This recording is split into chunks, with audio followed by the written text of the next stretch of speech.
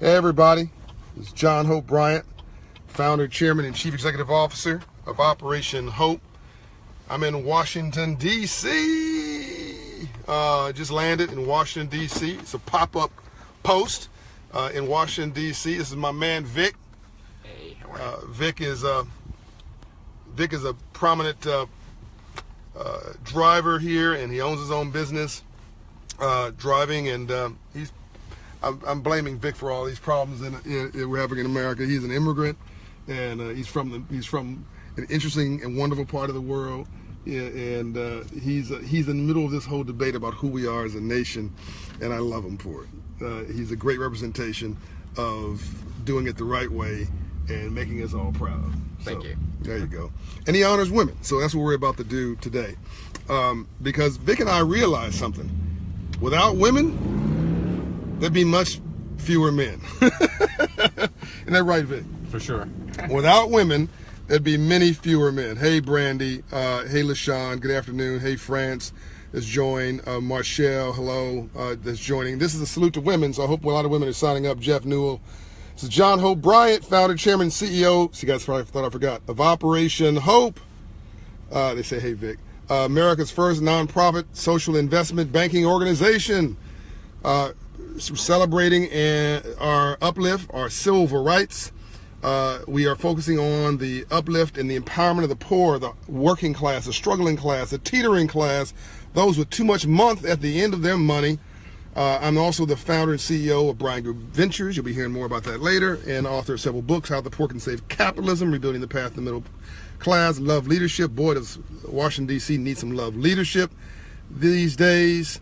And Banking on Our Future, and a couple other books. And the book coming out later this year. International Women's Day is today. I put it in the notes on this video. You should check it out. You support it. Thank your mother.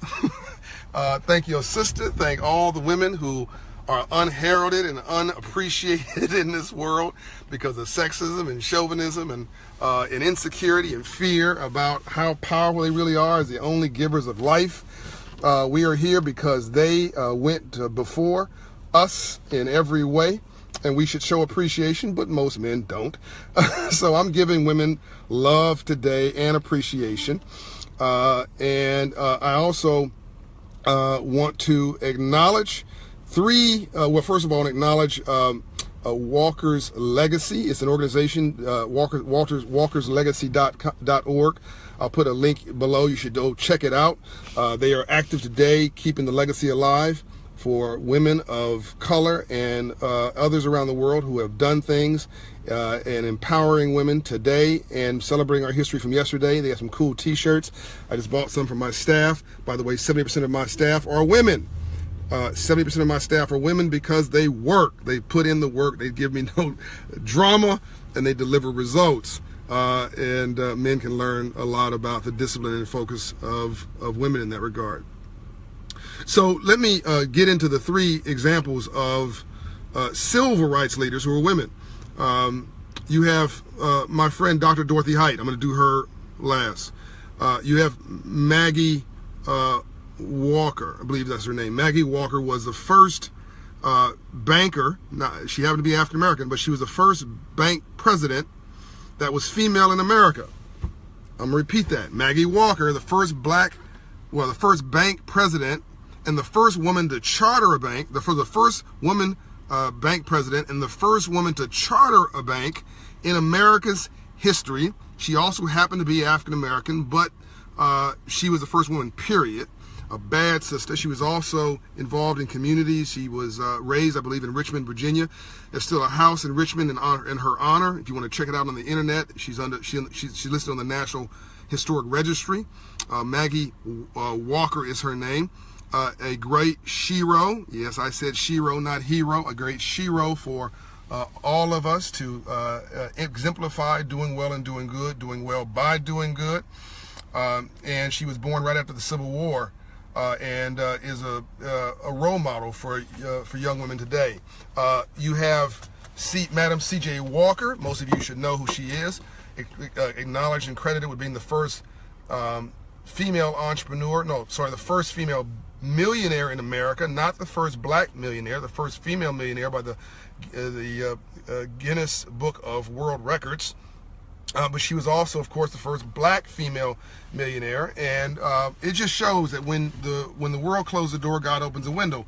That while other people were maybe, women at that age were sort of living in their acquired or inherited wealth, and men too, this black woman had decided to go create wealth for herself, and because no one would give it to her, she went to go build something for herself. And became a businesswoman and a philanthropist, and gave a social uplift. Madam C.J. Walker, and there's a museum after Madam C.J. Walker in Atlanta, right around the corner from the King Center. And if there's any successful women there out here listening to this that want to contribute to something, you should go and help restore that museum. I think it's a beauty salon that she used to operate out of in Atlanta, but it needs attention and love and support. Go volunteer some time there. If you don't have any money, donate some of your time. Spread the word about it. Send young girls over there to do some tours of that location. I'm gonna add another woman here as a bonus, by the way. I decided this very moment that another woman is a bonus in this tribute. But if you got a few dollars, donate a few dollars to the Madam C.J. Walker. I don't know if it's a foundation, but it is a physical location there that needs your support. Just Google it on the internet, you will find it. The third woman I'm going to support, I just threw her in here because I thought about her and she deserves it. I'm having dinner next week with Dr. Bernice A. King, who is the daughter of Dr. Martin Luther King Jr. and one of my friends and a great person. Her mother, Coretta Scott King, does not get the credit that she deserves. Dr. Coretta Scott, well, I call her Dr. Coretta Scott King, but Coretta Scott King, yeah, you guys agree with that. Great. Coretta Scott King, without Coretta Scott King, there really would be no enduring legacy of Dr. King. I said it. Because Dr. King died before his time, was not given the credit he deserved. For years after his assassination, there was very little sort of energy. When he was assassinated, his reputation was sort of on a bubble. Because of the riots and everything in the country, and he was even questioning whether he had made a difference. Of course he did. His wife was so dedicated to him. She did not remarry. Did not remarry, dedicated herself to that legacy. She ran a foundation for Dr. King out of the basement of her house in Atlanta, Georgia, a modest basement. She grew that. She got a philanthropist, I think it was 5 years later, I want to say the Rockefellers, but I'm not quite sure, to make a contribution to support the first start of the King Center. So the King Center you now see today started out of literally the basement of Coretta Scott King's home, and then she worked 20 years to nurture and curate Dr. King's legacy. Not getting married again, not being, not de-dignifying the name in any way. In fact, holding it up, got Stevie Wonder and others to support a movement to get a legal holiday from President Ronald Reagan at the time to make the Martin Luther King holiday a legal holiday in this country. That was because of the enormous leadership and focus of Coretta Scott King. We should give her some love and some virtual applause for that. I see somebody put Walter's Legacy Foundation, Walker's Legacy Foundation.org in one of the links on the comments, so follow that. I think it's one of my staffers did that. The fourth person I want to tribute is one of my friends, the late great Dr. Dorothy Height. Hey Tim Burt, how you doing? Hey Eric Holland Jones. I want you guys to know that I'm acknowledging you. I see you. Dr. Dorothy Height was a bad sister. I don't know how old Dr. Dorothy Height was when she finally passed. She would never tell me. The rumor was she was 95, 97. Somebody, Janae Roscoe works for me, says she might have been, because she worked at the White House, and Secret Service said she was 103. She never copped to that. But I remember I took a picture of Dr. Dorothy Height once, and she always wore these cool hats, right? And she said, "Don't you ever take a picture of me." I guess bad lighting here, Vic. Let's go a little further. She said, "Don't you ever take a picture of me with my lipstick off." Yeah, Vic, I'm a brother. You got to keep me in good light. You can't, I'm a brother. I need light and energy. Otherwise, I just fade into the background. Yeah. Why does a brother always have to end up in the alley? We in a big fancy hotel. The brother ends up in the alley. You know, I don't know about your service, Vic. Look at Vic. He's dying. You got started. I forgot where I was. So Dr. Dorothy Height would always wear these beautiful hats, these amazing custom hats. And you should Google her name, Dr. Dorothy Height. And she ran National Council of Negro Women from 1957 to 1997. And I remember I was having dinner with her one day, and I took a picture of her. And she said, "Don't you ever again take a picture of me with my lipstick off." John, don't you ever take a picture of me. Hey, Janae Roscoe, I see you there. Hope Government Relations Office is on the line, Janae Roscoe. Don't you ever take a picture of me, John Hope Bryant, with my lipstick off. And I think she was 95 when she said that to me. I remember she was about 92, and she asked me to come over her house, me and Janae Roscoe, and set up her computer. Hello, her computer. Now, internet, mind you, only started in 1992. She was not going to be denied. She was not going to live behind the times. She was going to be modern. So she wanted me to make sure that she was computerized. So Janae Roscoe and I got Dell computers to donate computers to Dr. Dorothy Height. And we went over her house to set it up. And when it wasn't working properly, she asked us to come by her house to reset her computer because she needed to be part of the modern age. Yes, Vic, that works. There's so many stories of Dr. Dorothy Height. But I'm going to tell you a couple factoids. And she counseled 12 U.S. presidents. Eleanor Roosevelt considered her one of her premier advisors. She worked with President Eisenhower to encourage him to desegregate schools, I believe. And then she worked with another president, blanking on his name at the moment, I think it was Roosevelt, encouraging him to put black women as appointees in the government. Yep, that was right. And she's just a bad woman. And she then ran the National Council of Negro Women, got Oprah to donate some money to her, became the first black, I think the only black organization to own a piece of property on Pennsylvania Avenue, free and clear. Didn't owe any debt to, come on, financial literacy, to anybody. Owned this invaluable piece of property. The building's still there. National Council of Negro Women building. Check it out. And I had the honor of serving on committees with her, and really sitting at her feet as a mentee. She came to many of our events. Even in her wheelchair, she would not be denied. She kept going and advocating, traveling the world, helping her people to the day that she died. I remember she told me one day, "John, I like you because you're a dreamer with a shovel in your hands. I like you, John, because you're a dreamer with a shovel in your hand." She always encouraged me to not listen to the haters, not listen to the player haters, the drama people, those who didn't mean me well, those who were jealous of me, those who didn't understand me. She reminded me that Dr. King was player hated, that she was one of the big six, really, of the civil rights movement, but she was never given the credit of that because she was a woman, because of sexism. She reminded me that during the March on Washington, Dr. King was actually not the organizer of that. It was A. Philip Randolph, who doesn't get the credit he deserves. I'll do a piece on A. Philip Randolph at some point, and Janae used to work for A. Philip Randolph, but for 20 years he organized the march on, or threatened to organize the March on Washington, and every president would say, no, what do you want not to organize a march? In fact, during, I forget the president, but during World War II, right after World War II, he got the president to desegregate the military in exchange for not marching on Washington. Well, 20 years later, Kennedy basically said, "I don't care, march. I mean, whatever." And he organized his 250,000 people to show up at the March on Washington. But all we remember, of course, is that Dr. King spoke. Well, Dr. King was one of the last scheduled speakers, but because of jealousy and drama, there were some people who did not want Dr. King to speak. Some of the black leaders did not want Dr. King to speak. And so they said, "Oh, Dr. King has been 2.5 hours. You know, people are tired. You know, these folks are on their feet all day. Why don't we catch you next time?" And Dr. King was so gracious, he sort of said, "Okay, well, maybe I'll just, I'll just capitulate." And Dr. Dorothy Height said, no, to the organizers. "Look, the young people, they listen to Dr. King. Just give him 8 minutes. What could he possibly do in 8 minutes?" Nobody remembers anything else.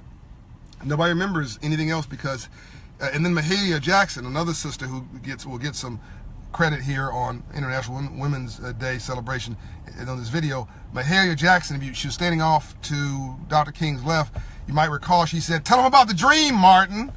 And he left his script and started talking about his dream of black girls and white girls playing together, and he just started riffing about all of us living as one, and that became his greatest speech, because he had given that speech 100 times before. That speech had been given many times before I Have a Dream, but he flipped it and changed when Mahalia Jackson encouraged him to leave the script. I'm gonna do it's okay with you. Hey Shelly Major signing on. Sora Heights, that's right, Dr. Dorothy Height. If it's okay with you, you gotta tell me here. I'm gonna give you I want to give you one more Shiro. Is that okay? Let me know whether you want me to continue with this. Otherwise, I can get out of this alley and get moving. I don't have to. You don't have to kick me out. I can leave. Okay. So should I continue? Yes or no? All right. That was. I got a couple yeses. Okay. Okay. Great. Shelly says yes. Folks, okay, you guys are with me.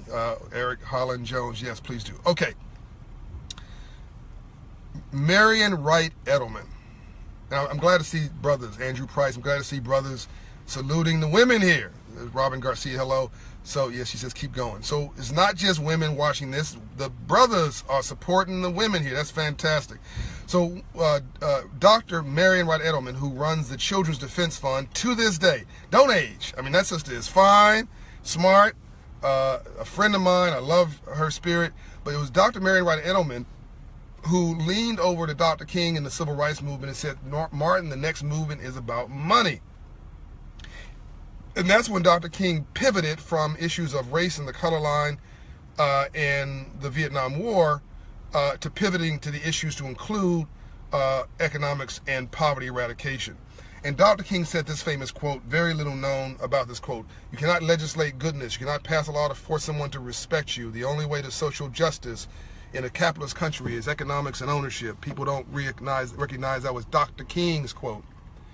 And that was inspired directly by Marion Wright Edelman in '68, who said Dr. King's next movement should be about money and about poverty eradication. Of course, we know he was assassinated months later, April 4th, 1968, on that balcony in Memphis with my mentor, my hero, Ambassador Andrew Young, standing next to him. And Andrew Young, who needs his own celebration, was on a tour when he became UN ambassador, and he was in a small southern town where his wife, Jean Childs Young, who deserves credit here. Jean Childs Young and Coretta Scott King were both born in the same small town in, I want to say Alabama, I'm not sure. It's Alabama or Mississippi, but it's the same small town. Like 3 people. I mean, it was a really small town. Like, the chances of this are unbelievable. So Dr. King, Andrew Young always said that if it wasn't for these two strong women, he doesn't know if there had ever been a Dr. King or an Andrew Young. Because Coretta Scott King and Jean Childs Young helped to make Dr. King and Andrew Young. So the great men that they were. Behind every successful man is an exhausted woman. So Andrew Young, Ambassador Andrew Young, just made a UN ambassador. He is touring this small town with, somebody will find the town where she lived and we'll put it in the notes. And Bo Young, I hope you're watching. Lisa Alston, also all the Andrew Young kids, hope you're watching, listening to this. Bernice King, hope you're listening to this tribute to your moms. So they're in this small town and they're on a parade route, and Andrew Young sees Coretta Scott King, Jean Childs Young points to this guy, I'm gonna call him a bum, on the curb and says, "Hey Andy, that guy went to school with us and I used to date him." And Ambassador Young, without missing a beat, said, "Yeah, well, I'm now a UN ambassador, first black UN ambassador in the history of the United States, first congressman from the South since Reconstruction, Dr. King's aid and civil rights movement, hero around the world." So he says at this point, "Now, you could have married that dude." And without missing a beat, Jean Childs Young said, "Yeah, if I had married that dude, he'd be the UN ambassador for the United States of America." Isn't that wild? Isn't that wild, Vic? She said she didn't have no self-esteem problem. She said, "Yeah, he'd be the UN ambassador, not you." And that just showed what a wonderful relationship they had, and they could joke with each other, and she had his back. But she was also going to say, "Hey, I'm here too. I have a role in this also, and I'm giving you quiet strength And to every domestic engineer out there, which is a woman running a household, God bless you, raising those children. Every domestic engineer, my mother, Juanita Smith, who is in my house right now in Atlanta, who held down several jobs, who when she was retired, when she got laid off at McDonnell Douglas Aircraft, went to go to my home, my school, and work as a janitor. I hated it at the time and hated her. I mean, like, I'm trying to get away from her, and she's showing up more places. My mother had no shame. She was like, I'm here for my kids. My mother, I'm gonna embarrass you right here. My mother, Juanita Smith, started a nursery business and made me her first client, then got a bunch of other families around the neighborhood to pay her to take care of me. My mother's a capitalist. My mother, who's an 850 credit score today, made a bunch of other women in the neighborhood pay for time spent with me by opening a nursery business in our neighborhood. And when she was laid off, she didn't complain about it. She went and got a job as a janitor in my school so she could see me more often. And all that love and support and doubling down with me, and her telling me every day, I love you. There's nothing more important than a child being told that they are loved, meant that today I have a lot of problems and issues, but one of them is not belief.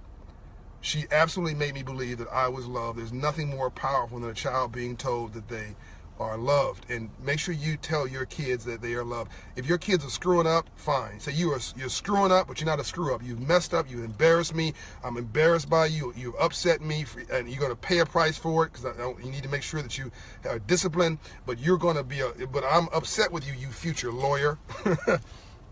Hey Vic, I'm upset with you, you future entrepreneur, you future business owner, you future professional. You got to talk them into their success and their future, and that's what good women do with their men. You know, they even when we screw up, you stand them up. You don't beat them up. You stand them up. You push them forward, because it's hard out here being a man, and men are not comfortable with their emotions. Need women to be able to sort of cut them a break. And women are emotional creatures, and they in many ways are closer to God than men, because they are the givers of life. Only women can give life, can only give through birth. And so women have to, in some ways, be gracious and strong when men are insecure and weak, but playing like they're strong through their bravado. And is that quiet wisdom, that quiet strength that is being saluted today. I love you all. Thank you for all that you do. My sister Mara Hoskins, who is a bad girl, timeless. Some of you tried to guess her age. Many of you did not guess. She's 59. I know she looks like she's 39. She's an aerobics instructor. She an aerobics instructor. And she is timeless, and she is a great mother, and now a grandmother and a sister. But all your sisters out there, all you sisters out there, all you women around the world, all you mothers out there, all you professionals that are breaking barriers and busting up ceilings, thank you. This is the civil rights movement, unbought, unbossed, and unbiased. That, by the way, that quote comes from a sister, a congresswoman out of Texas, and I'm blanking on her name, but you guys will put them in the notes. That quote, you can pull it up. Unbought, unbiased, and unbought, unbiased, and unbossed is a quote. Somebody's going to tell me in the notes who that is, I'm sure. But I'm blanking on her name at the moment. I've been traveling all day. But this is the civil rights movement coming to you straight and no chaser, this time from Washington, D.C., saluting amazing women who are helping to lift us up. And we want to lift them up today and say thank you. Shelly says the seminar was great. It wasn't a seminar, it's just a conversation. I'm glad that you liked it. And if you didn't like me, you at least thought that Vic was cool. And to all you women, we love you. I'm out. I'll do the comments a little later. Peace and light. Shirley Chisholm, that's right. Unbought and unbossed and unbiased. Congresswoman Shirley Chisholm, who I believe was the first woman, if the first black woman, if not the first woman to run for President of the United States of America. Peace and light. I'm out. Let's make smart sexy again, people. We've been making dumb sexy for too long. We've dumbed down and celebrated it. And now it's time to make smart sexy again. Peace out.